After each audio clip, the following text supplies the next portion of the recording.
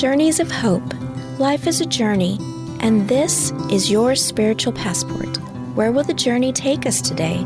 Let's walk together as we learn to become people of faith and hope. Welcome to Journeys of Hope. I'm Angela Ciolana, one of your guides for today's journey, and I serve as media coordinator for Pilgrim Center of Hope. And I'm Jason Muñoz, media production coordinator for Pilgrim Center of Hope. Producer of this weekly radio and podcast program is a nonprofit ministry founded in 1993. Our mission is to provide events, experiences, and media initiating a desire in people to encounter Jesus Christ in their daily journey of life. On our journey, the waves can crash against our boat, so to speak, sometimes, and other times, smooth sailing. In recent years, the church has begun to speak out about the importance of caring for mental health, ours and that of those in our community. Well, with so much advice out there about this topic, how should Catholics approach our journey to mental health?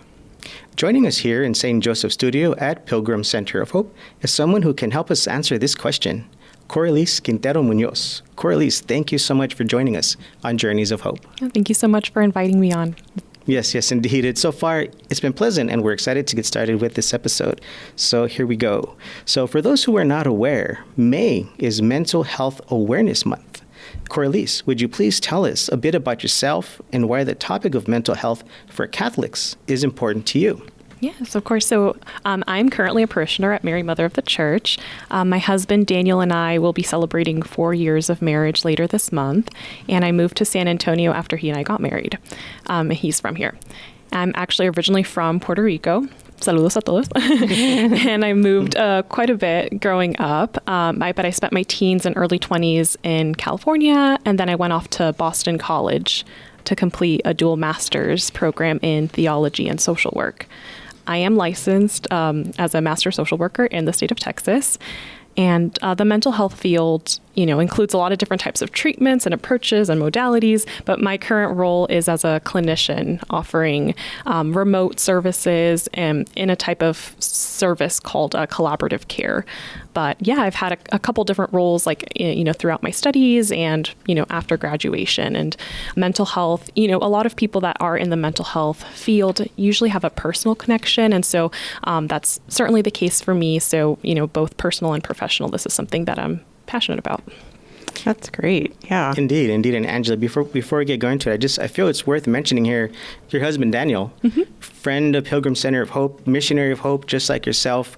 For those listening, you may recall that Angela and I spoke with him on our Faith and Humor episode as well, where we dived into the topic of, you guessed it, faith and humor as well as both of you so graciously also help support us in our blog outreach. So you may see a blog from Daniel or from Coralys once a month. Of course, go to our website for that, pilgrimcenterofhope.org. Yes, we at Pilgrim Center of Hope are very blessed to have these missionaries of hope with us, including Daniel and Coralys. And, it's really cool that I think it's really cool, Coralys, that you have the double major of theology and social work because, first of all, I'm just curious, why was that important to you? Like, how did that come to you to pursue that?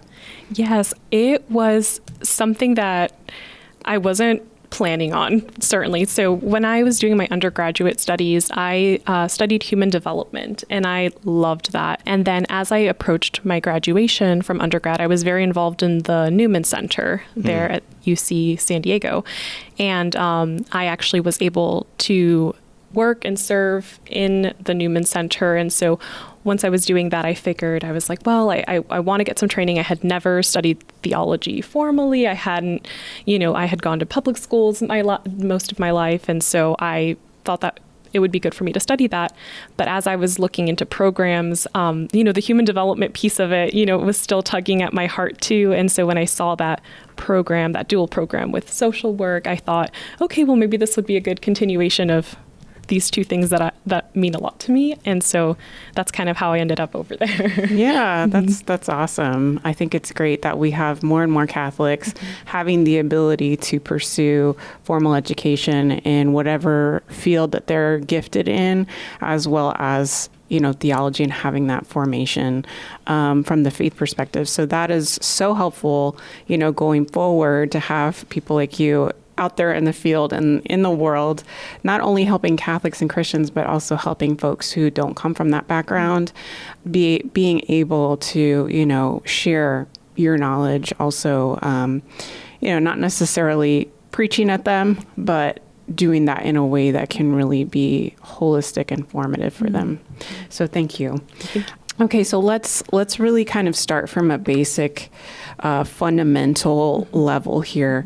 When we talk about mental health, what is actually meant by mental health, and how does that kind of align with our Catholic faith and our understanding of who we are as people? Yes. So mental health can refer to a lot of different things, but it typically refers to a person's emotional, psychological, and social well-being. So it can cover a lot of areas of a person's life. It can include their thoughts, their feelings, their behaviors, and mental health is an integral aspect of holistic health.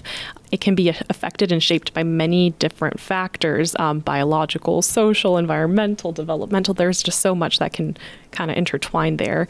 And just to kind of give maybe an example, like a person who might feel like they're on the spectrum of having maybe good mental health might feel like they're able to establish like healthy habits, engage meaningfully in relationships. They might have a positive sense of self, a sense of self-worth, and they're able to cope with life's challenges. And then it kind of ties into our Catholic faith. I think of it connected to the, kind of inherent dignity of each human person, and the works of mercy. So, a lot of times we don't think about it, but the brain is part of the body, right? Yeah. Right. And so, attending to our health and the health of others, physically and mentally, I feel like it falls under that umbrella of like the corporal acts of mercy. But I think it also extends to just, we all have mental health, right? Whether, wherever we land on the spectrum. And I think God can walk with us in any part of that. Mm-hmm. Yeah, absolutely. The different facets of sort of how the world speaks about the human person is sometimes it can be very like separate, like you have your medical health and you have your mental health and you have your, spirituality or your religion. And it's all very kind of like compartmentalized sometimes. But I think as we talk about it more, especially as church, we're able to contribute to really seeing people as whole people, right? And not kind of seeing ourselves on this maybe even dualistic approach, separating our body from our mind or our thoughts from our, physical being, Yes. right? And I wonder, like, if that kind of is resonating with you in terms of how you're seeing people, even like when they come in for counseling, like what you're seeing as how they actually see themselves. Does that make sense? Yes, absolutely. And a lot of times I like to offer them education about that mind-body connection, because a lot of times we don't realize the way that we're actually physically reacting to our stress and our thoughts and our feelings. And so there is a lot of there's a big picture, and it's a lot of times, we think of like neck up, right? Like, but no, when somebody's feeling anxiety or depression or different, it doesn't just affect their mind, but it it affects, how their body reacts, right? How they interact with others, how they behave. And so that's part of, the support too, that comes in. It's not just the mind, but everything else that surrounds that. Yeah.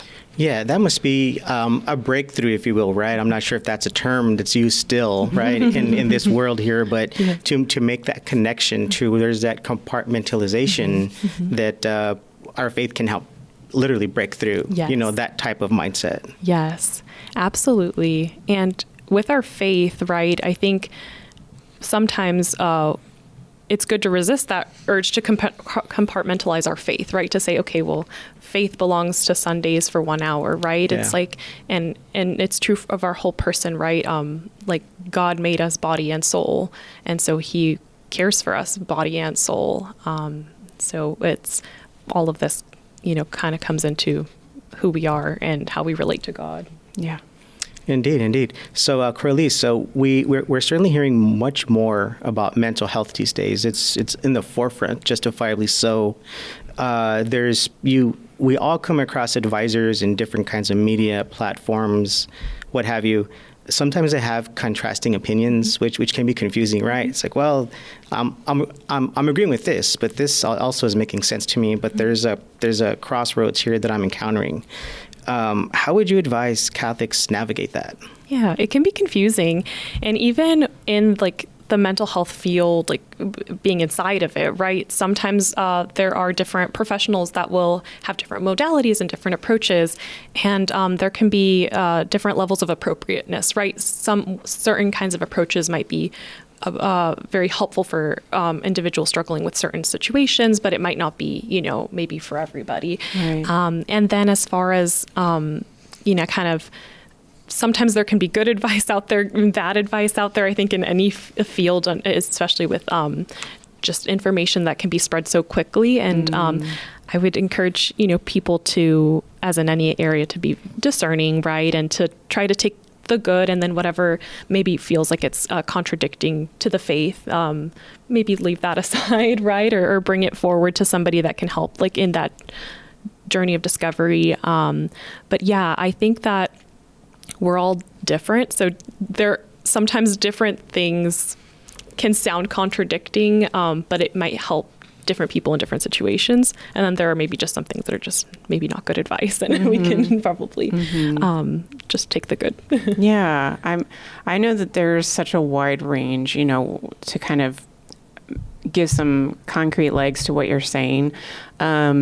There, for example, I'll just put myself out there, right? Like I, because of different physical medical situations that I have, I struggle with anxiety and depression, and that causes certain, behaviors or certain thought patterns that I have to work with my counselor on.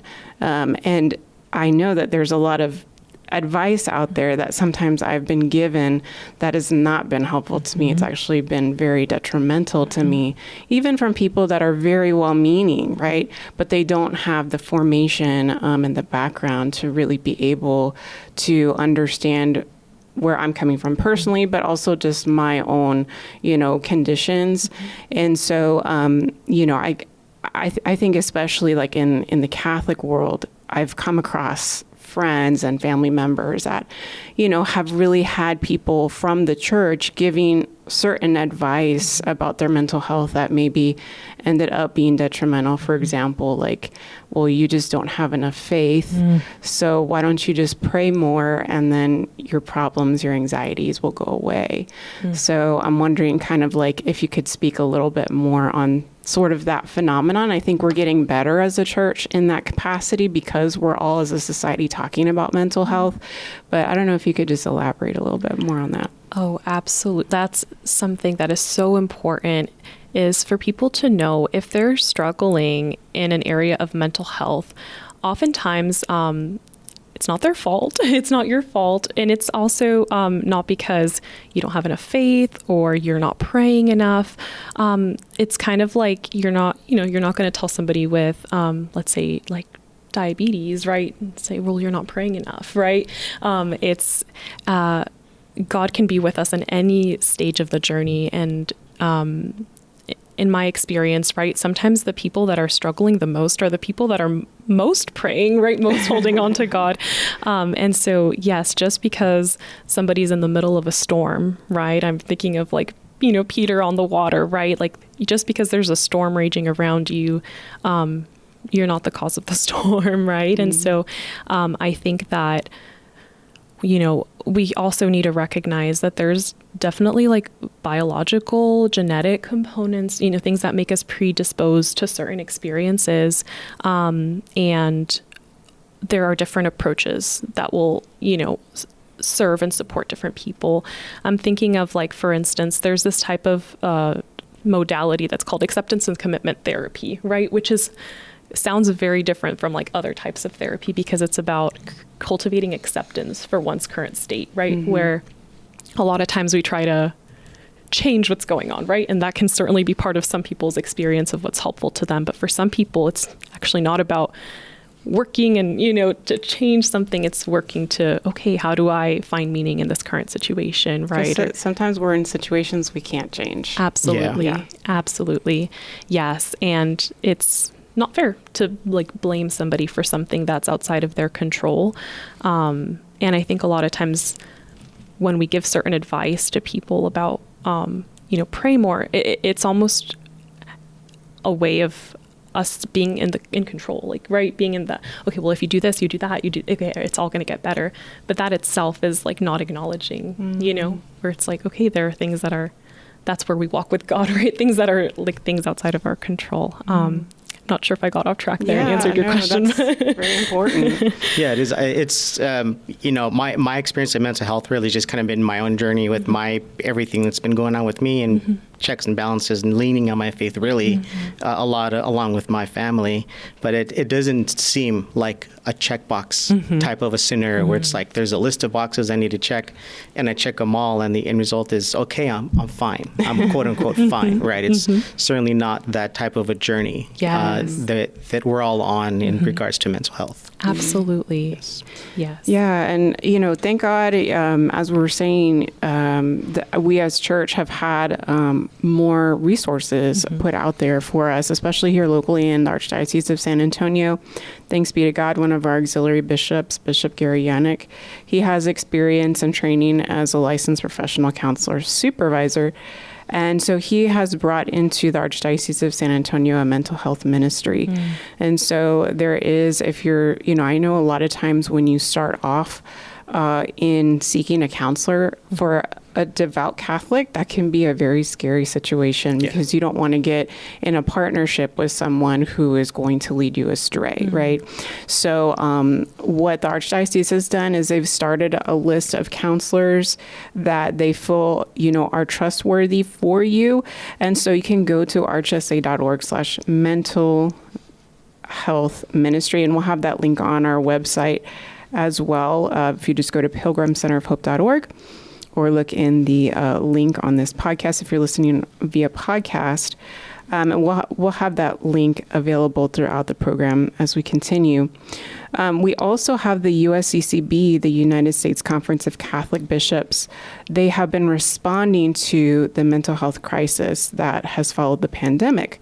So they have actually the bishops have started the National Catholic Mental Health Campaign 2 years ago that is promoting a nationwide novena for mental health every October, including a mental health Sunday. And I know that a lot of people may just be hearing this for the first time. I know I, was very surprised and happy to hear about it last year. But this has been going for 2 years and we continue it in the U.S. And so parishes are encouraged to promote mental health resources at that time, but anytime, you can log on to usccb.org/mental health and find some resources there. This is really exciting, I think, for us, a time to continue to promote and discuss just how we can all journey together in this goal of having great mental health. And Journey Together is right, Angela. This is Journeys of Hope. And one of the benefits of Journeys of Hope, right, is resources just like what you've shared, the insights we're getting from our guests today. At the top of our program, there's a question posed during our intro, which is, where will the journey take us today, right? And who would know today the journey would take us on a journey to mental health. Not only do we get, like I mentioned, these resources, some insights, but really opening our eyes to what everyone can benefit from, right, from mental health. Coralys, so as you are active professionally in mental health services, have you seen God acting in the lives of those whom with you've worked that can encourage those who are listening? Yes, I'm often inspired by those I work with, and just they organically bring up their relationship with God in session, even before they know that I'm a believer, right, and that I'm, practicing in my faith. They'll bring it up because it's important to them, and because a lot of times that relationship is the one solid relationship that they have in their life. Oftentimes, prayer and their relationship with God is a source of resilience for them and strength and encouragement. And so it often comes up. And then there have been those, special moments where they'll come to a realization about God's care for them. And they'll share that, with me, and it'll be so moving, to hear them say, oh, I realized like God's not mad at me, or I realized, this isn't my doing, right? Certain things, right, that are outside of their control, as we were saying, and for them to realize that God is with them. It's great to witness that, to be a witness to that, and God actively works in their lives, and sometimes I get a glimmer of that from what they share with me. Mm-hmm. Absolutely, yeah. I know for myself, as somebody who I've been through counseling, I don't know, like maybe 6 or 7 years now at this point. And to have that journey with someone, my counselor, like every couple of weeks, checking in with them, it's very helpful for me as a believer as well, to just have that opportunity to share, right? As you were saying, to share some of my faith. And, over the years, my counselors have been in different faith positions, but they've always, I just want to say this as an encouragement, no matter what their personal situation is, they've always been respectful of my faith, and they never have wanted to suggest something, that contradicts my faith. And I know that there is that fear out there. There is probably truth to, perhaps that could happen at some point, but I feel that for the most part, people that are licensed professionals, they really have also some training in respecting people's faith background and understanding, as you were saying, that, faith plays a really big part in a lot of people's mental health. Could you speak a little bit to that? Yes, absolutely. We are trained to be there for the client, right? And so one of the, the guidance, some of the guidance that we receive is like to not make therapy about us, right, as the provider, right? And so we do try to take more of a stance of listening, and in respect is so key, right? And so, thankfully, part of, the program that I was in, we did talk about spirituality as a positive thing, you're right? Faith as a positive aspect of people's lives that can bring them, hope and encouragement. And even, in some cases we can, when they bring it up, right, we can even challenge some of the distortions that might surround faith in a way that's respectful, right?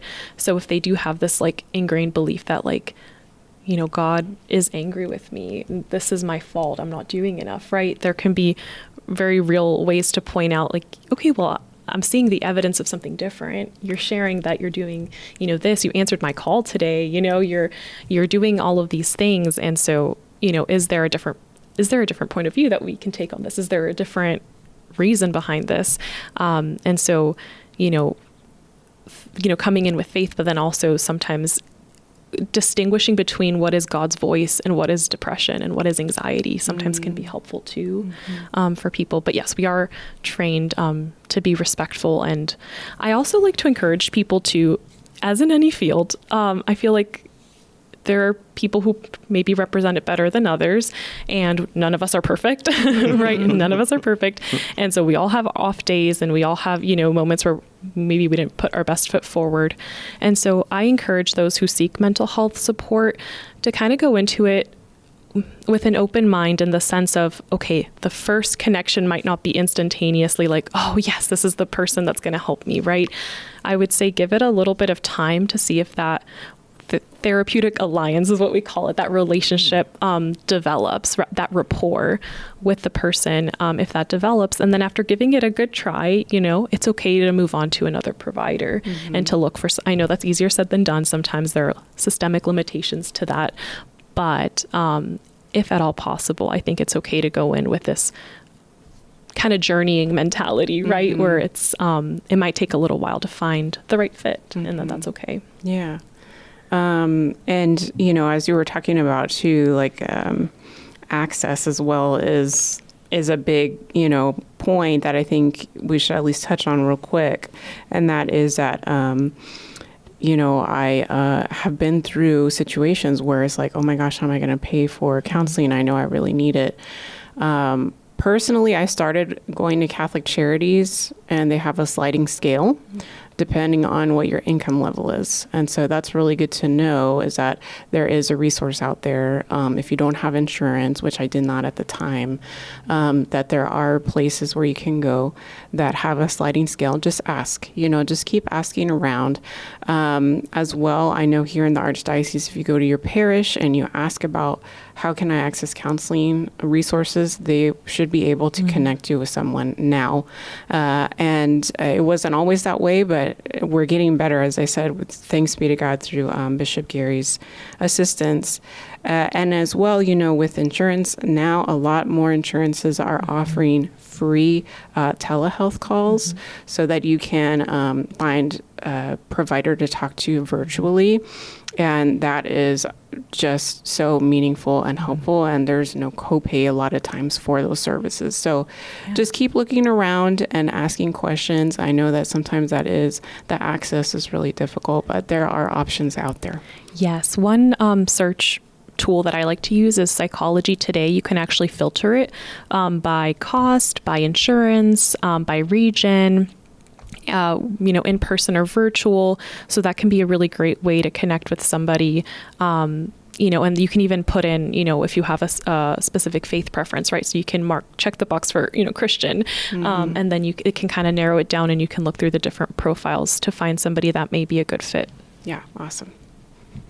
We're really excited to be talking about mental health today. As we mentioned, there's a lot of different resources out there for you, and really as Catholics, that we can continue to navigate these resources for us. So we're going to take a short break. I'm Angela Cialana here with a Pilgrim Center of Hope coworker, Jason Muñoz. Joining us is Coralys Quintero Muñoz. She's a mental health clinician, and we'll be talking with her more about ways to care for our mental health so we can live our journey with hope, peace, and joy.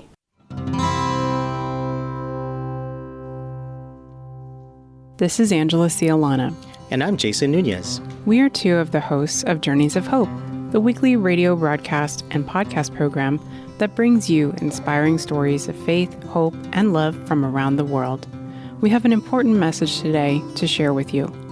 As we approach the 5th year of this program, because of you, we have been able to reach tens of thousands of people through podcasts and over the airwaves. When we say that Pilgrim Center of Hope's programming is supported by God's grace and by you, we truly mean it. We're grateful for everyone who has supported us to make our mission possible since 1993. This effort of support and the need for support is ongoing. Presently, Pilgrim Center of Hope is seeking monthly supporters who want to help us continue our mission of guiding people to encounter Christ.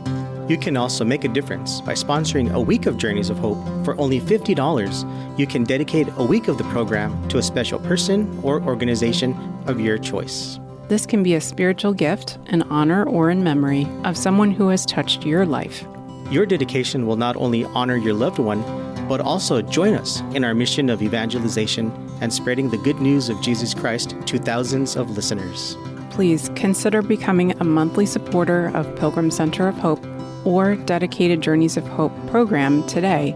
You can do so by visiting pilgrimcenterofhope.org and click How to Help. There, you'll find a donation form. Or, if you'd like to dedicate a Journeys of Hope program, you can do so on our wish list. Feel free to call us at 210-521-3377 to discuss how you can partner with Pilgrim Center of Hope to continue guiding people to Christ.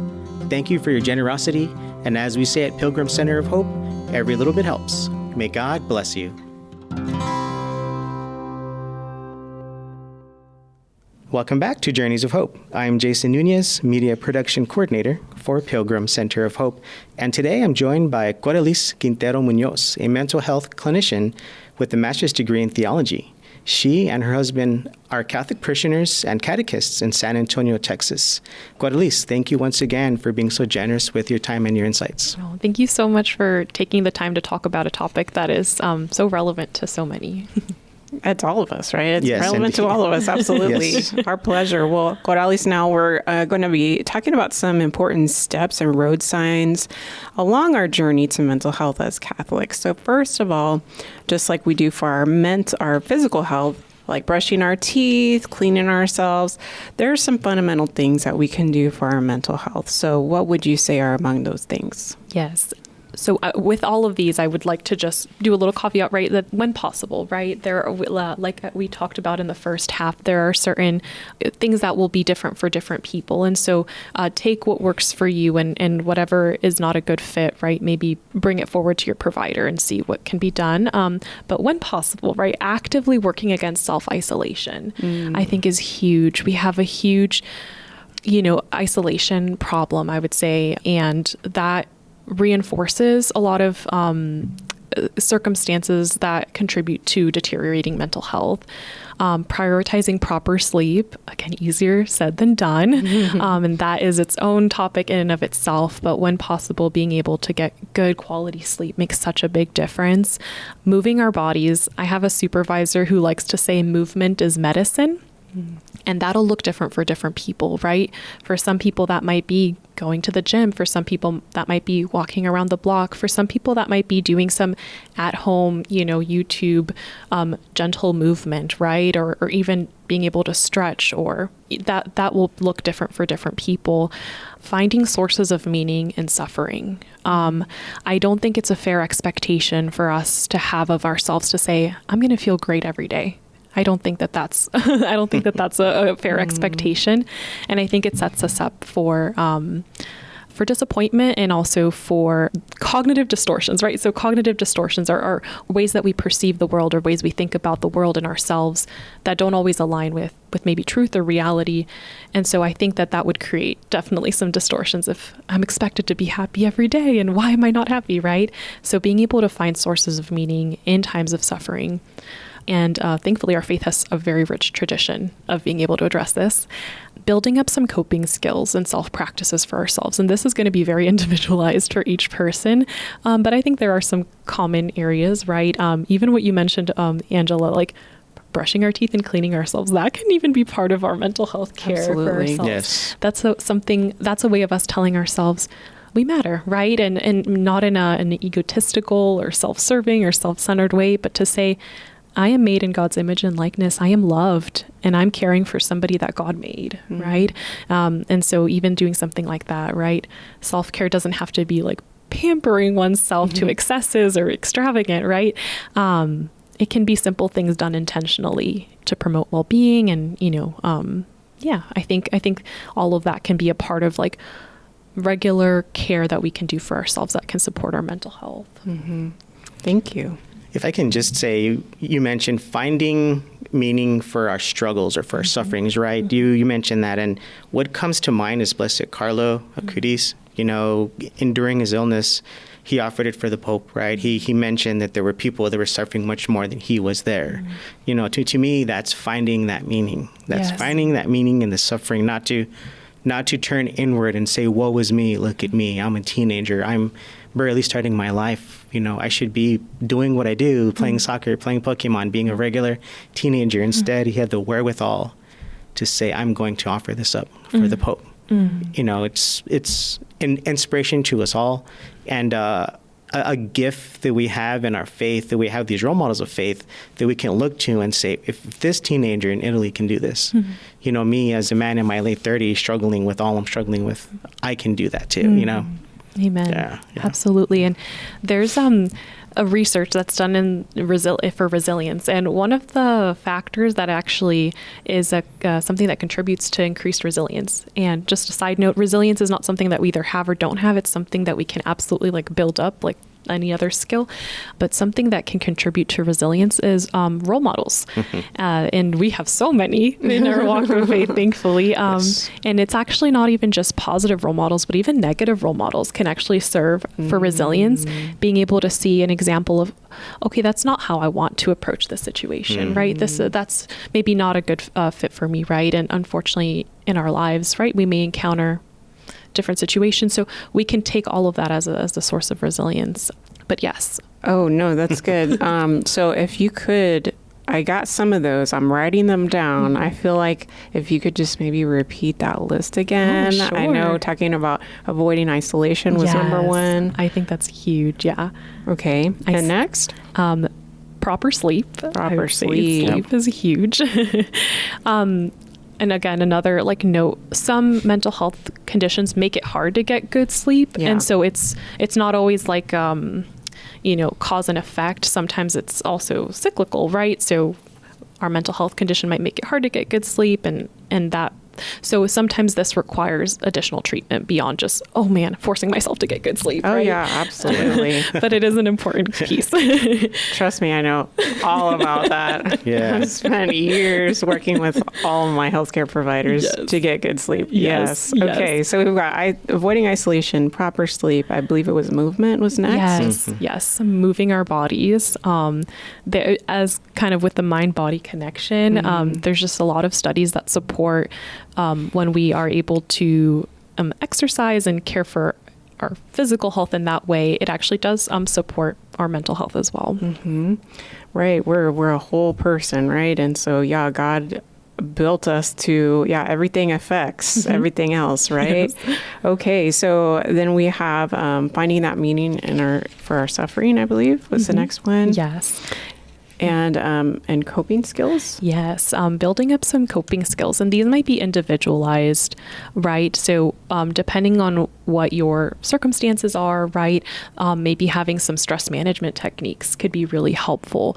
Sometimes we don't realize how stress builds up in our body. And stress in and of itself is normal. It's natural. It's not a bad thing in and of itself.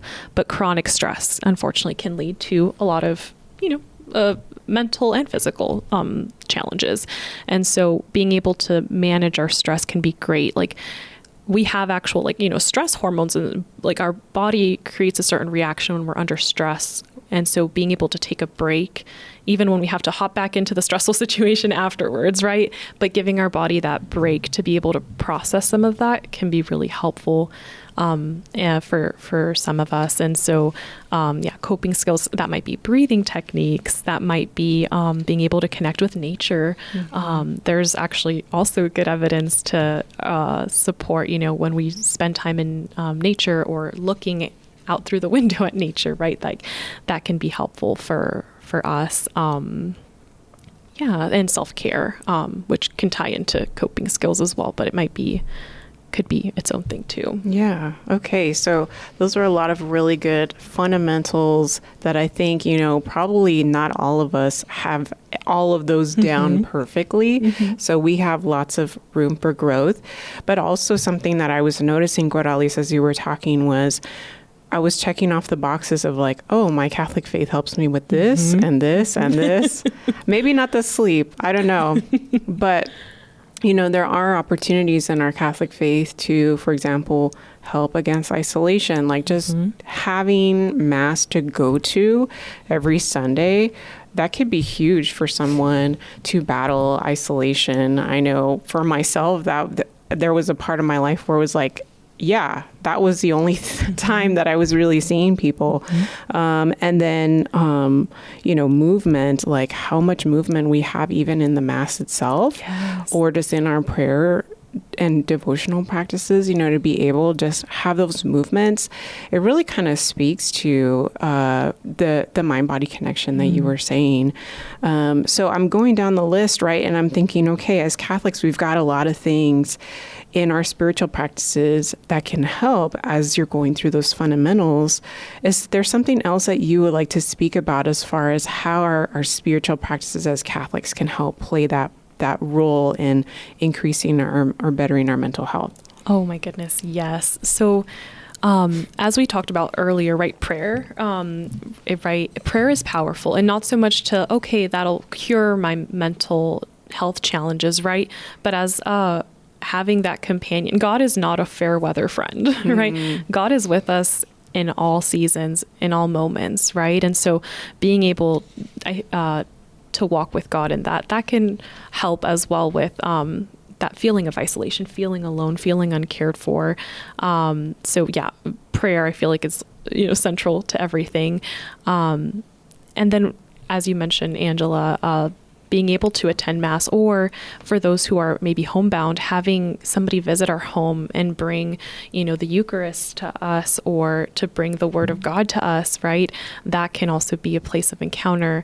And in prayer, we can express ourselves honestly before God. God can take it. Our strongest emotion, our wildest thoughts, God can take it. God is capable of holding space for us in all of that.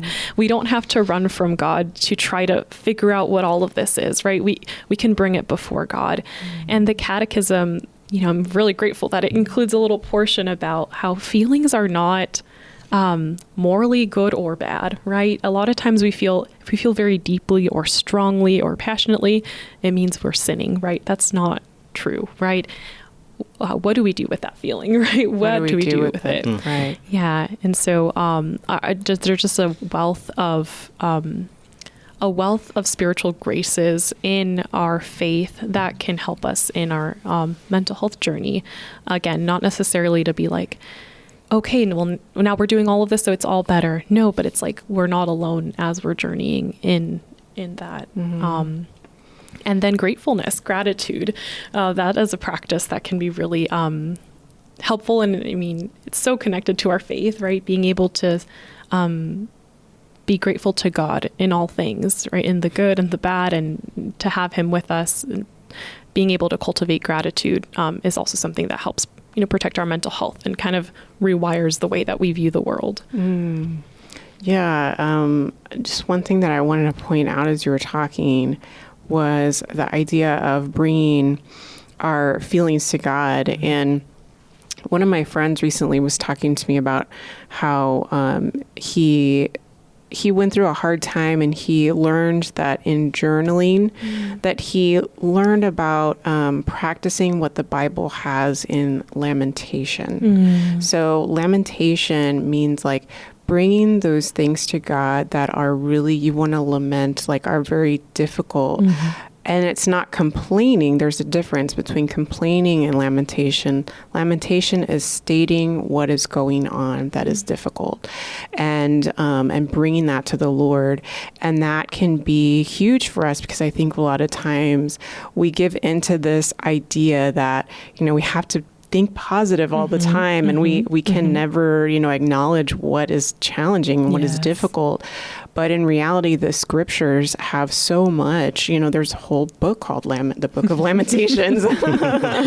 And also the Psalms have many songs of lamentation and crying out to God. And so, having that as part of our faith background is like such a treasure and a gift. Absolutely. Yes. When I feel like there is a verse or a psalm or, a passage from Lamentations there for almost anything that we can face, or that we could relate to anything that we face. And so God Himself gives us the words through Scripture to be able to call out to Him in whatever circumstance we find ourselves. And so, being able to verbalize that, to God and to one another, and have a common place of, okay, this is how I'm feeling right now. And to not have to change that, but to be able to connect to God even in that space, can be really, really powerful. Yes. How blessed are we? Just hearing both of you speak, my mind's connecting dots that I never realized were there. It's really my response right now is how blessed are we? In the first segment, we learned about resources that are available not only from our local auxiliary bishop, but also from the USCCB, right? We have role models of faith that we can turn to during those times of struggle and give that struggle meaning, to offer it up. We hear about lamentations and that there is a difference, right? Between, how'd you put it, Angela? Complaining versus lamentation. Exactly. We have a ministry that visits homebound or visits people who are in the hospital, who cannot attend Mass, who cannot stay close to the sacraments, even if they are wanting to, but physically cannot. Our faith really addresses the whole mental health aspect as a whole, not now, but has been. And now more resources are now becoming available. How blessed are we that our faith has paid attention and given attention, rightly so, to this aspect of our whole being, head, body, as you say, Coralys. So How blessed are we, really? You know, it's amazing. Amen. So most of us we're more comfortable discussing our physical ailments, right, versus our mental health ailments. Coralys, how would you advise someone who is not used to talking about their emotional or psychological struggles? Yeah, I want you, person listening, right? I want you to know that you're not alone. Right? There is often stigma associated with the topic of mental health, right? And that's for a lot of different reasons, right? And it can be really uncomfortable and strange. And for some people, even it might feel even like unnecessary. Like, why would I even do that? Right. To talk about their mental health. And just like anything else that's new to a person, I mean, it does get easier with practice, but it's okay to open up at your own pace. It's okay to have the journey not necessarily look like everyone else's journey. It's okay to find words that feel comfortable for you to express what you're going through, right? If certain words don't feel like the right fit, with anxiety or depression or, trauma, right? If those words don't feel like the right fit yet, but you want to start, acknowledging something that's going on internally. I think it's okay. It's okay to choose the words that feel right for you, to start expressing that, and then and learning about it. I would encourage self-compassion as well. There is a tendency, I think, for a lot of us, there's this thing called somatization, right? Somatization, where certain emotional or mental stressors are present physically, right? And so if that's kind of the approach that we need to start with, that's also okay. Okay, I have a stomach ache. Okay, but my stomach ache is actually connected to, like, I have this really big thing going on, and that's that feels, that's where I feel it in my body. I think it's okay to also include our body in that discussion of our emotions and our feelings, and kind of start where feels comfortable.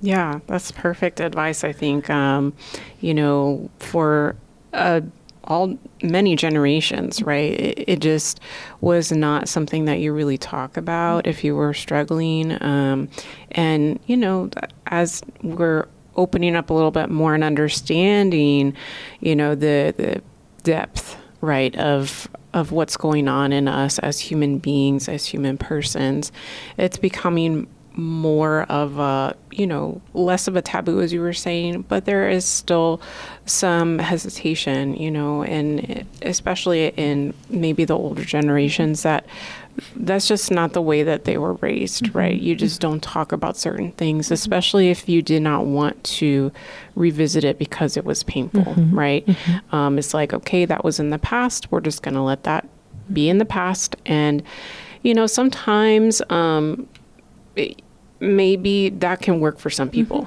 mm-hmm. And that is their coping skill. Yeah. But for other people, maybe, okay, but that's how I was raised, but I just don't feel like I really am comfortable with that, right? Mm-hmm. Maybe some people are feeling that way. And so maybe there needs to be more of a conversation there with someone who can help them unpack it. Mm-hmm. And that's why we're having this discussion today, mm-hmm. is to be able to say, hey, we're all on a journey, mm-hmm. right? And we all are going to have a journey that looks very unique to our situation. And the great thing is that the church is walking with us. Mm-hmm. God is walking with us. And we have this awesome, beautiful human family with people like Coralys who have the background and the skills and the gifts to be able to walk with us in a very informed way that will help us out. And so that's what we're really talking about today, is that everybody is called to this joy, mm-hmm. right, of what Jesus came. Mm-hmm. He said, I came that they might have life and have it abundantly. John 10:10. That's my favorite Bible verse. For that reason, is because I truly believe that is what our faith is trying to give us, is that's what God came to offer us, right? And so we have all of these gifts, as Jason was saying, right? How blessed are we? So now it's time for us to start unwrapping those gifts. Absolutely. And I do want to add that a lot of, the topic of mental health covers everything that includes, all includes, mental health conditions, right? Mental health, maybe diagnosable mental health conditions. And a lot of those are treatable. I do want people to know that, right? There are, God gives, as he's given gifts to physicians, right, to be able to help care for, people's physical ailments, right, and God is always the source, the ultimate source of goodness and healing, right. But God does work through people and these processes, right? And so as long as we let him in, right, God is willing to use that. And so a lot of these conditions are treatable, right, with the right support, with the right treatment. It doesn't have to be taboo, right, for us to talk about, okay, yeah, sometimes we need help, and that's okay. and sometimes that help actually can result in, getting to a place of maintenance, right? Not necessarily of eliminating our struggles and our challenges, because a lot of that can be external to us, right?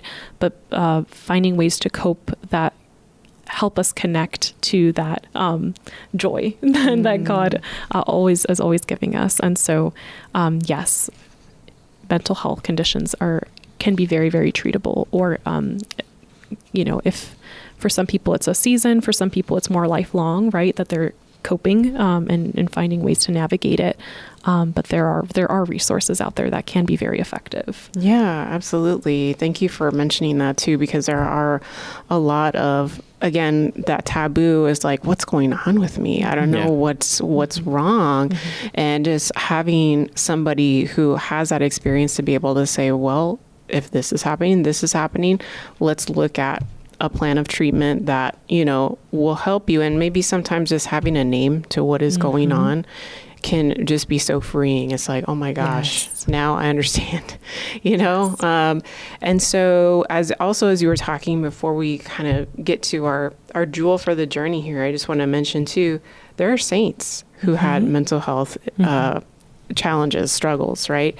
Who had mental health conditions, and to be able to say, hey, I'm not alone in that either, right? That's a blessing that our church is still, as I said, unpacking, right? Like we're learning more about more contemporary saints who also, we can kind of see more about their life story and their situation individually, and to be able to know, hey, there were saints that also struggle with mental health too, and yet they achieve holiness within that, situation. That is hope for us today. Amen. Amen indeed. Amen indeed, Angela. Thank you. That's so we certainly encourage, those who are hearing that for the first time, that there are saints that had these kind of struggles to, turn to a good, solid resource, right? Yeah. And dive into their lives and find hope for yourselves in your own journey. And well, Angela, Coralys, this brings us to our jewel for the journey. Now, the jewel for the journey is a tradition that we actually want to give you a spiritual gem that you can ponder, reflect on throughout the week. This week, we're offering John 10:10, as Angela mentioned earlier, right? It is, Jesus said, I came that they might have life and have it abundantly. Once again, that is John 10:10. We invite you to, if you are listening to this live on the radio, we do invite you to share the podcast version, which is available on all major podcast platforms, including YouTube, audio only. We invite you to share Journeys of Hope. Not only do we bring you spiritually through to an audio pilgrimage destination, and we walk you through various different pilgrimage locations, destinations, if you will. But we also unpack and tackle subjects like mental health, like we are today. We invite you to visit our archives, our library of past episodes of Journeys of Hope. Once again, on the podcast feeds, you can go to our website as well, pilgrimcenterofhope.org. And for the resources that were mentioned today, they will be available on our website as well. Once again, pilgrimcenterofhope.org as well. Absolutely. And before we leave you, we do want to invite you. The Lord says, come to me, all you who labor and are burdened, and I will give you rest. That's the theme of the Catholic Women's Conference that we're having in 2025, July 26, 2025, here in San Antonio, Texas. And we invite you to go to our website and register for the Catholic Women's Conference on July 26 to come give those burdens to the Lord, and maybe that's the place for you to get started on your journey. So we invite you to come and visit our website, as well as visit Pilgrim Center of Hope here at the center and learn more about our nonprofit ministry. Join us in this vital mission of evangelization as we guide people to Christ and the church. You can learn more at pilgrimcenterofhope.org or by calling us at 210-521-3377. That's 210-521-3377. Thank you, Coralys, for joining us. This was a wonderful conversation, and I know that it'll help many, many people. Are there any parting words that you have for folks today? Just thank you so much, and I just encourage y'all to to trust that God will guide you through and connecting you to the right people, the right organizations, the right resources that can help support your mental health journey. You are not alone. You do not have to figure it out on your own. And I hope that you can accept the love that the Lord is offering to you on your journey, wherever it is that you may find yourself. Amen. Thank you so much. Fellow pilgrims, let's continue. Let's strive on our journey and live each day with love, faith, courage, and hope. God bless you. Thank you for listening to Journeys of Hope here with Jason Muñoz, my coworker, and myself, Angela Cialana from Pilgrim Center of Hope. God bless you. And until next time, safe travels on your journey.